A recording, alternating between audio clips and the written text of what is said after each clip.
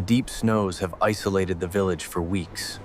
With the storage huts empty, they face a winter unlike any other.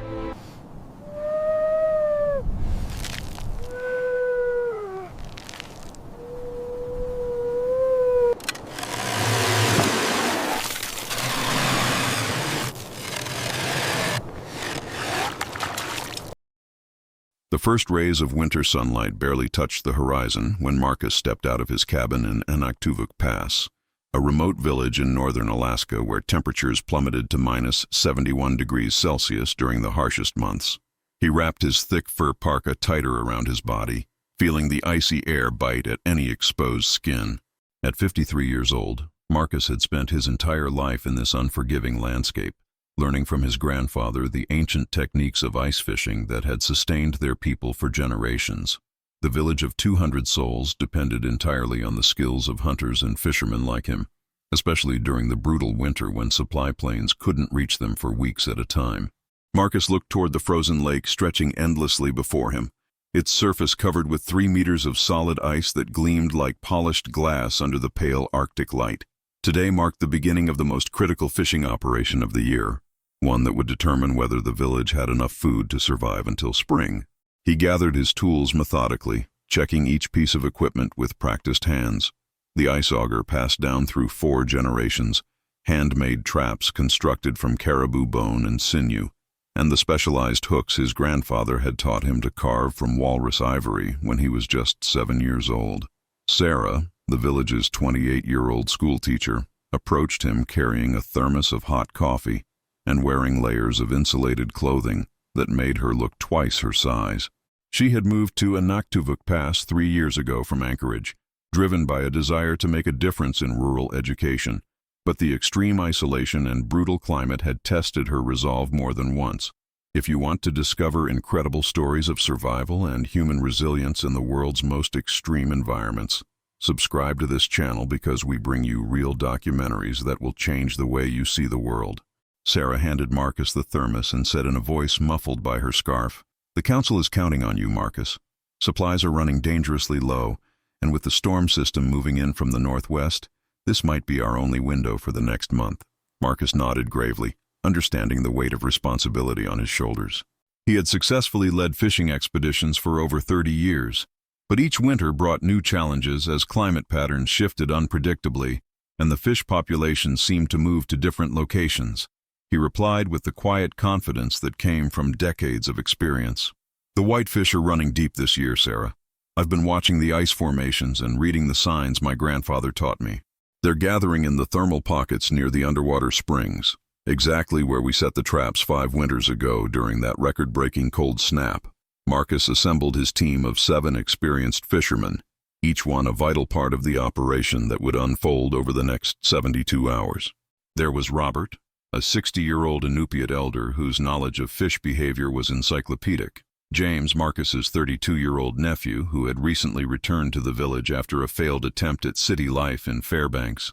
And Thomas, a 45-year-old equipment specialist who maintained all the mechanical tools they relied upon. The group loaded their sleds with hundreds of kilograms of equipment and began the arduous journey across the frozen lake, their breath forming ice crystals that clung to their beards and eyebrows. The temperature had dropped to minus 68 degrees, and every exposed surface conducted heat away from their bodies with deadly efficiency. Marcus led them to a specific location he had marked with GPS coordinates and traditional landmarks, a spot where underwater geography created the perfect conditions for whitefish to congregate in massive schools during the coldest months. He explained to his team as they began drilling the first of 20 holes through the ice. These primitive traps work because they mimic the natural structures fish seek for protection. We're not just catching fish randomly, we're understanding their behavior and working with nature's patterns. The ice auger bit into the frozen surface with a grinding sound that echoed across the empty landscape, sending up plumes of ice particles that sparkled in the weak sunlight. It took James and Thomas working in 30-minute shifts to drill through the 3-meter thickness of ice, their muscles straining against the resistance even with the mechanical advantage of the auger. When they finally broke through, frigid water surged upward, instantly forming a rim of ice around the opening. Marcus carefully lowered the first trap, a masterpiece of traditional engineering constructed entirely from natural materials that would decompose harmlessly if lost. The trap consisted of a funnel-shaped entrance woven from willow branches and sealed with a mixture of animal fat and plant fibers that had been treated to remain flexible even at these extreme temperatures. Inside the trap, he placed carefully selected bait, fermented salmon eggs that released scent compounds proven over centuries to attract whitefish from distances of up to 2 kilometers through the dark water. Robert watched the process with approval and shared a story that connected them to their ancestors. My great-grandfather told me that during the winter of 1893, when the village faced starvation, he set traps exactly like these in this same location and pulled up enough fish to feed everyone for 3 months. The old ways work because they're based on observation accumulated over thousands of years. As they worked through the day setting the remaining 19 traps at strategic locations, the physical toll of operating in such extreme cold became evident. Despite their protective clothing, frostbite threatened any careless exposure, and the simple act of breathing the supercooled air made their lungs burn with each inhalation. Sarah had followed them at a distance, documenting the process with a camera for the village archive and educational purposes. She marveled at the precision and knowledge required for every step of the operation, from selecting the exact depth for each trap based on underwater topography, to timing the deployment to coincide with the fish migration patterns. Marcus explained to her as they took a break to warm themselves with hot tea. Most people think ice fishing is just drilling a hole and dropping a line. But what we're doing here is implementing a food harvesting system that's been refined over millennia. These traps will work continuously for 3 days, capturing fish as they move through their natural feeding corridors without harming the overall population or ecosystem. The first night on the ice tested everyone's endurance as temperatures plummeted to -71 degrees and winds picked up to 40 kilometers per hour, creating a wind chill that would kill an unprotected person in less than 5 minutes. The team had erected a traditional shelter made from ice blocks and insulated with caribou hides, creating a microenvironment where they could survive the night while staying close to their trap lines. Inside the shelter, they huddled around a small seal oil lamp that provided minimal heat but essential psychological comfort. James, who had spent years working in climate-controlled offices in Fairbanks, struggled with the extreme conditions and questioned aloud whether modern technology might offer better solutions. Marcus responded with patience, born from teaching countless young people about their heritage. "I've seen every kind of modern fishing technology come and go in this region. High-tech sonar, electric augers that freeze and fail, synthetic traps that become brittle and shatter. The methods we're using have survived because they work with the environment instead of fighting against it. That caribou bone trap lowered into the ice this morning will still be functioning perfectly when we pull it up, but a plastic trap would have already cracked into useless fragments." The second day brought the crucial moment when they would check the traps for the first time, a process that required careful coordination and strength. Marcus explained the technique as they prepared to haul up the first trap. "We pull slowly and steadily, because if we rush, we'll lose the entire catch when the trap breaks the surface and the fish panic." Thomas and James positioned themselves on either side of the ice hole, gripping the retrieval line that descended into the black water below.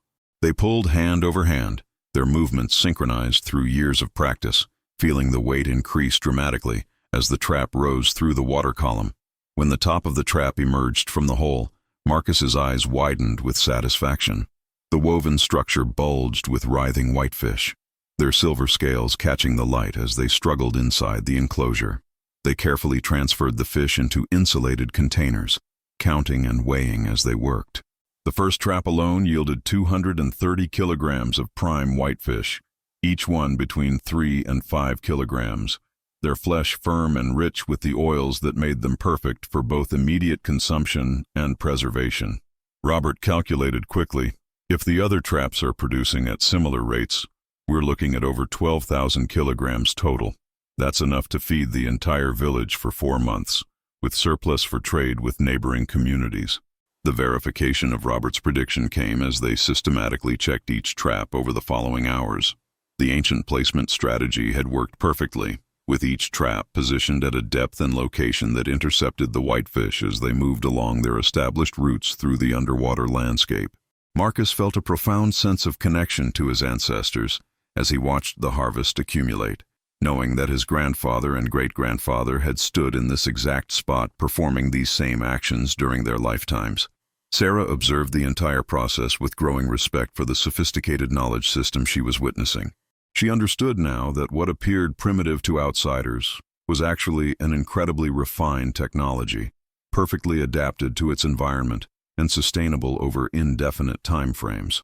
She asked Marcus during a break, "How did your people develop such precise knowledge about fish behavior and ice conditions?"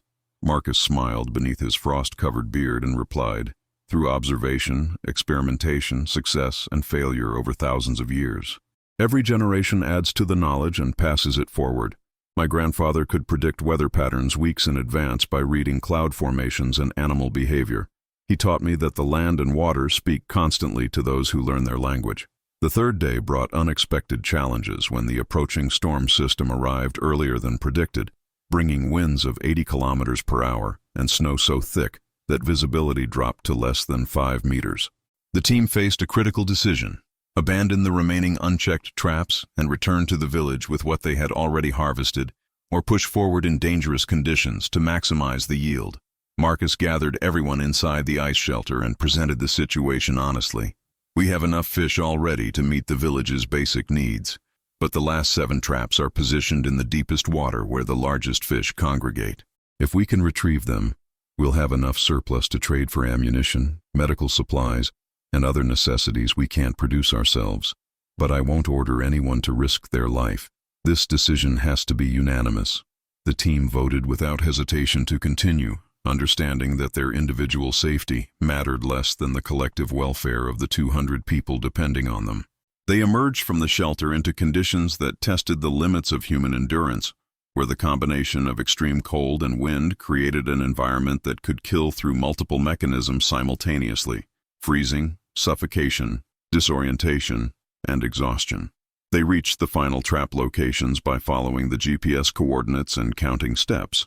Since visibility had deteriorated to the point where they couldn't see more than an arm's length in any direction, the physical effort of hauling the traps through the ice holes became exponentially more difficult as the wind tried to push them off balance and the cold sapped their strength. But when they brought up the 7th trap, they understood why Marcus had insisted on checking this location.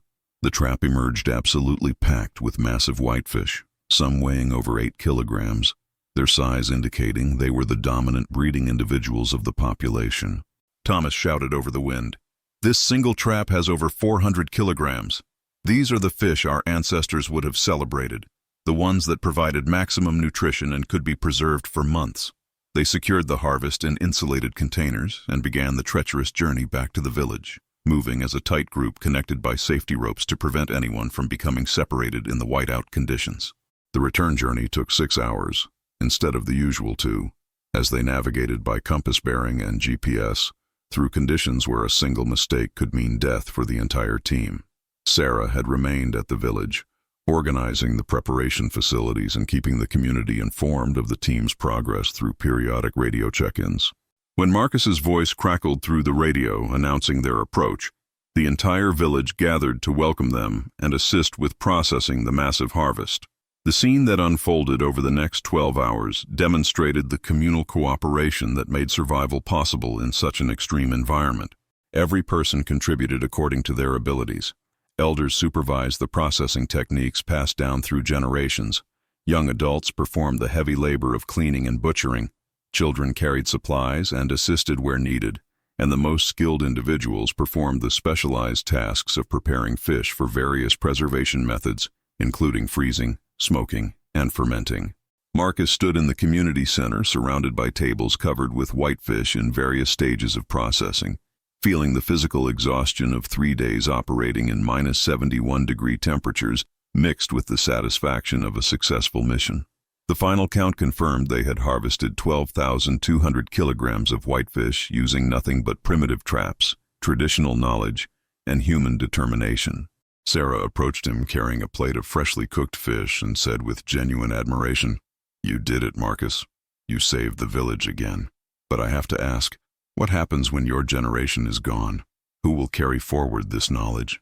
Marcus looked around the room at the young people working alongside their elders and replied with confidence, The knowledge survives because we teach it through action, not just words. James learned more in these 3 days on the ice than he could have from 1,000 lectures. The old ways persist because they work, and each generation discovers that truth for themselves when faced with real challenges. The village celebrated that night with a feast featuring the freshly caught whitefish prepared in traditional styles that maximized both nutrition and flavor. The community gathered in the central hall, sharing food and stories as their ancestors had done for countless generations. Robert stood to address the group, his weathered face reflecting a lifetime of hard-won wisdom. What we accomplished over these past 3 days represents more than just securing food for the winter. We demonstrated that the traditional knowledge our people have accumulated over millennia remains relevant and effective even in a world of satellite communications and modern technology. Those primitive traps outperformed any modern fishing method that could be deployed in these conditions, and they did so while maintaining the sustainable relationship with nature that ensures these fish populations will be here for our grandchildren and their grandchildren. The room erupted in applause and traditional songs that echoed off the walls, creating a moment of unity and cultural affirmation that transcended the brutal environment outside. If you've watched until this point, it's because you enjoyed this story. Leave a comment saying, "I watched until here," so I can get to know you and know who really enjoys the stories on this channel. If you want to continue seeing incredible stories of survival and human resilience, click the subscribe button and activate the notification bell so you don't miss any video. If this content moved you, leave your like so more people can discover these amazing true stories. And share this video with someone who needs to be inspired by the strength of the human spirit when facing extreme challenges. Marcus looked around at the faces of his community, young and old, understanding that the successful harvest represented more than physical survival. It was a reaffirmation of cultural identity and traditional knowledge in a rapidly changing world where such wisdom was increasingly rare and precious. And